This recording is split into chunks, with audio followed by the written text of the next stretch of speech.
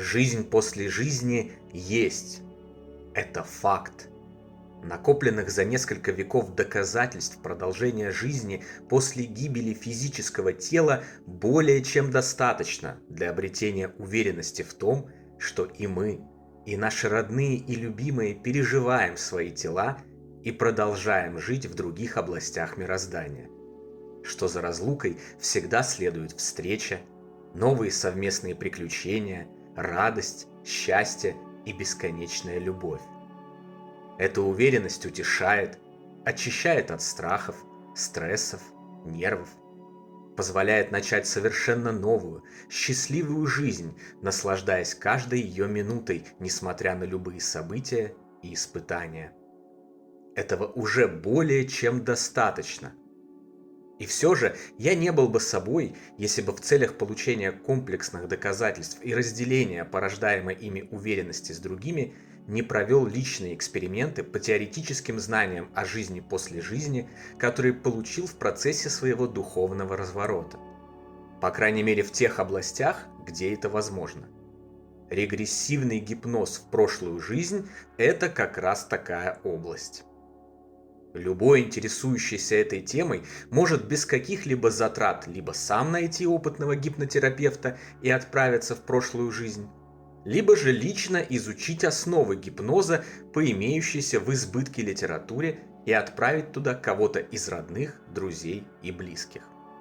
Я выбрал второй вариант, поскольку в наше время мошенников и шарлатанов, ради наживы готовых на все, найти опытного профессионального гипнолога оказалась задачей непростой и нетривиальной. Да и в целом мне всегда нравилось управлять процессом, нежели быть субъектом чьего-то управления. Я прочитал несколько книг по гипнозу и вооружился проверенной временем методикой доктора Реймонда Моуди, который тоже был ранее скептиком, пока не проверил регрессивный гипноз в прошлой жизни на себе. После чего стал практиковать этот метод в собственной психотерапевтической работе и написал целую книгу о прошлых жизнях. Она называется «Жизнь до жизни». Остался сущий пустяк – найти подопытного пациента, который не испугается таких слов, как гипноз, прошлая жизнь и жизнь после жизни. Предвзятое отношение общества и страх перед этими терминами, навязанный классической наукой скептицизм и материализм, уверенность многих в том, что этими вещами занимаются только либо мошенники, либо сошедшие с ума люди, сильно осложнили эту задачу. Но решение, как и обычно, пришло само собой, словно по волшебству, направляемое моей группой поддержки из духовного мира.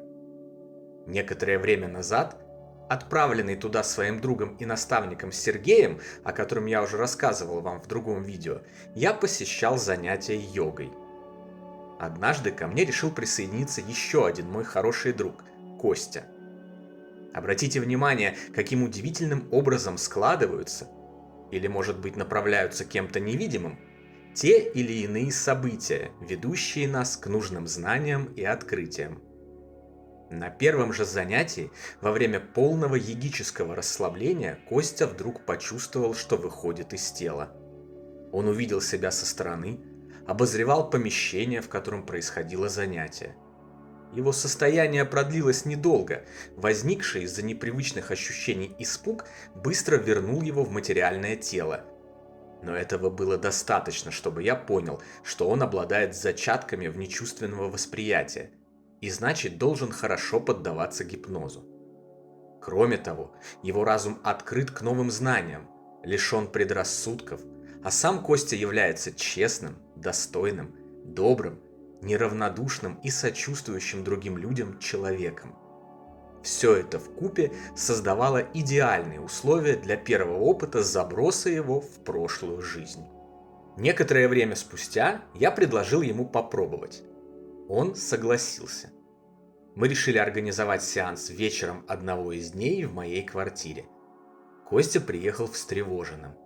Как раз разворачивались трагические события, связанные с конфликтом двух народов, которые никого не могут оставить равнодушным. Это снижало вероятность успешного сеанса, но все же мы решили начать. Константин лег на кровать, расслабился Я настроил колонку на умиротворяющий шум моря и пошел по матрице доктора Моуди, отправляя своего новоиспеченного пациента в состояние гипноза. Сначала было выполнено полное расслабление, затем визуализация спокойного и красивого места, медленный спуск вниз, и вот щелчок пальцами, отправление в прошлую жизнь, и Костя начинает рассказывать, где он оказался и что он видит. Происходившее далее заставило меня раскрыть от удивления рот. Я, конечно, к тому моменту уже многое прочитал о прошлых жизнях, но, честно говоря, до конца не верил, что с первого раза все получится, да еще в таком идеальном виде. Я специально не рассказал Косте никаких подробностей о гипнозе или состоянии обозрения прошлых жизней, чтобы исключить его фантазии или предвзятость. Поэтому, когда все пошло так, как и описывалось в книгах, я был крайне удивлен и воодушевлен. Голос Кости стал тихим, поток слов сильно замедлился. Он явно внимательно смотрел куда-то вглубь себя и видел разворачивающиеся перед внутренним взором картины. Он увидел себя старым землевладельцем на крепостной стене, бегущим куда-то в подвальное помещение замка, находящегося в какой-то неизвестной стране, но, судя по признакам, точно не в России. Добежав до затемненного подвального помещения, он обнаружил там человека, похожего на палача, и осознал, что этот палач находится на его службе и выполняет разные его, похоже, не очень хорошие поручения. Эта сцена была самая первая, возникшая в его сознании и, по его признанию, самая яркая. В следующей сцене, после того, как я отправил его назад во времени, Костя увидел себя еще совсем молодым парнем, как он сам сказал, очень добрым и светлым. Ощущался диссонанс с характером того старого человека, которым он был в первой сцене.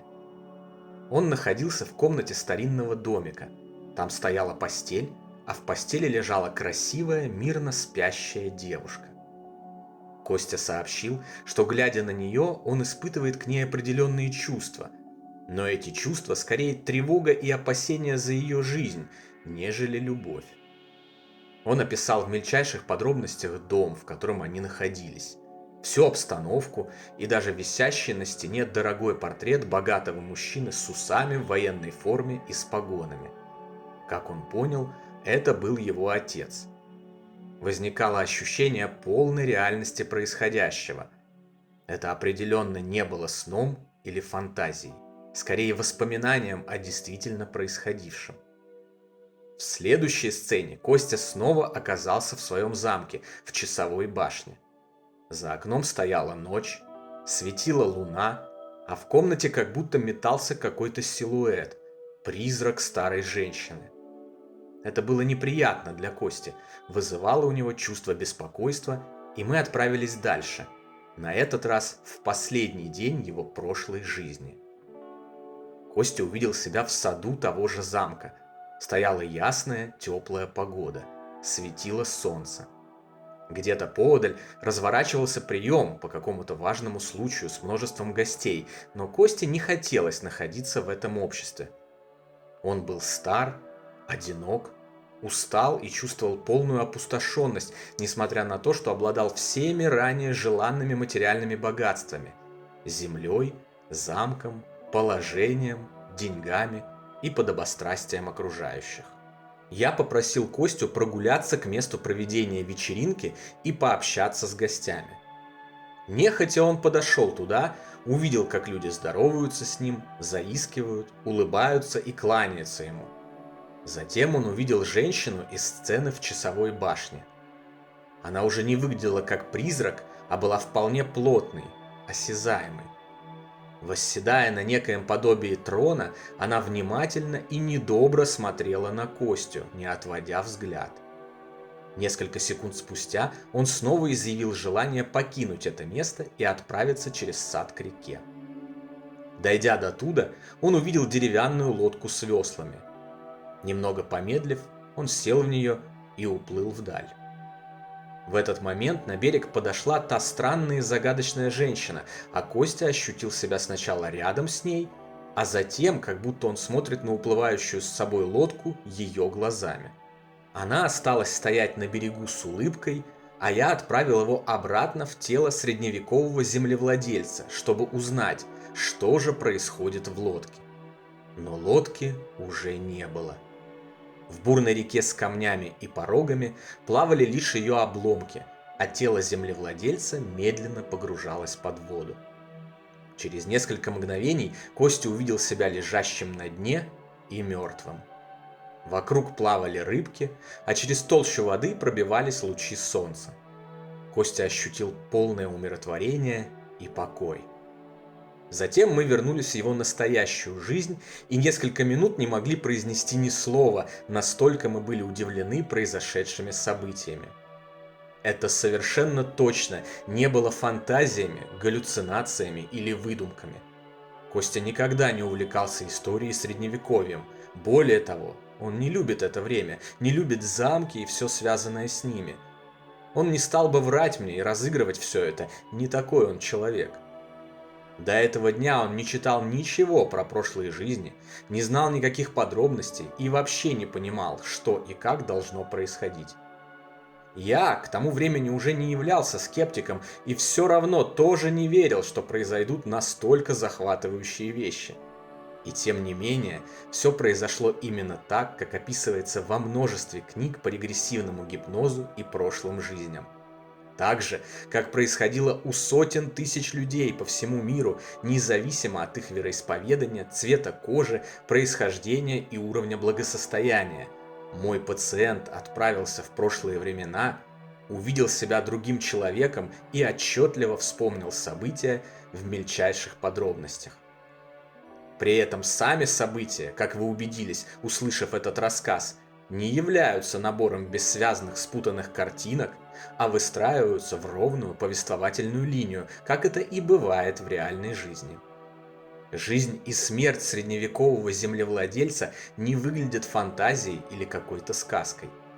Он не был добрым и великодушным царем, не был Наполеоном или Клеопатрой, праздно проводя свои дни в наслаждениях и победах. Он был обычным человеком, судя по всему, не гнушался нехороших поступков, имел проблемы в личной жизни и с принятием себя.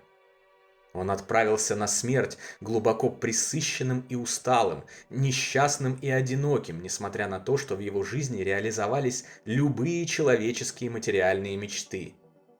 Что это была за женщина-призрак, сначала метающаяся в часовой башне, а затем с укором смотревшая на него на праздники и обрадовавшаяся, когда он уплывал в лодку навстречу своей гибели? Ответа на этот вопрос у меня нет. Но этот образ определенно значит что-то важное. Возможно, кто-то из вас увидит ответ. Напишите в комментариях свое мнение и свои предположения. Все вместе это еще больше убедило меня в том, что прошлые жизни – это не выдумки, не мошенничество и не фантазии творческого сознания. Это еще один кусочек пазла в большую картину доказательств того, что наша жизнь не ограничена 60-70 годами пребывания в одном материальном теле. Мы действительно вечные духовные сущности, время от времени получающие материальный опыт в разных телах, после так называемой смерти забирая его с собой в духовный мир ради развития, познания и понимания истинной ценности нематериальных богатств, любви, доброты и прощения.